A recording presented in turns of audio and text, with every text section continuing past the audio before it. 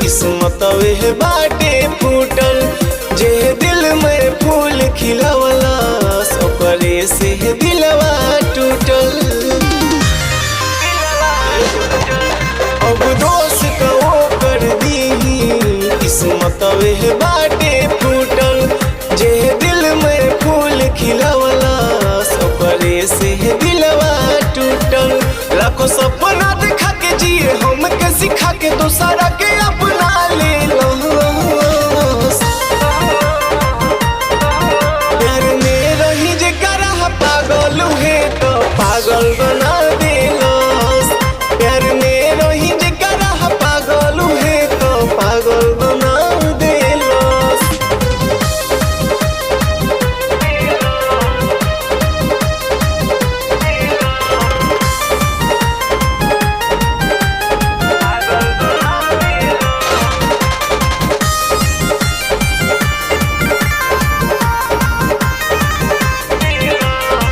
कबो न सोचनी कि हमके मोहब्बत ऐसा न दिनवा दिखा दी।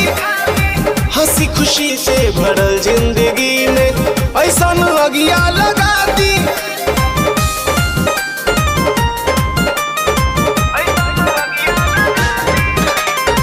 कबो न सोचनी कि हमके मोहब्बत ऐसा न दिनवा दिखा दी। हंसी खुशी से भरल जिंदगी में ऐसा अगिया लगा दी। खुशी छीन के हमारे खुश बिया हजार औकात दिखा दे।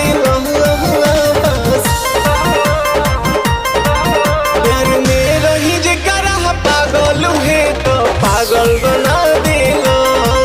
प्यार में रही जे करा पागल है तो पागल बना दे।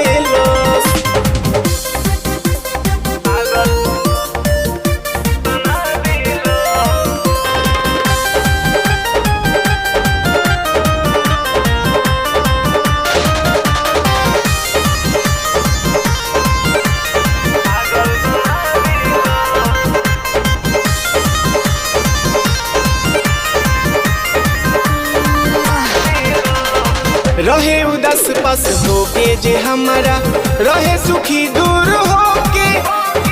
मन्नत हमार सब लागे हो करा जिले वो हम रोई रोके।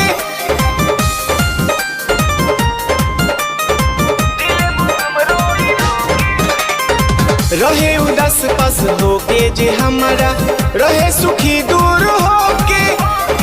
मन्नत हमार सब लागे हो करा जिले वो हम रोई रोके।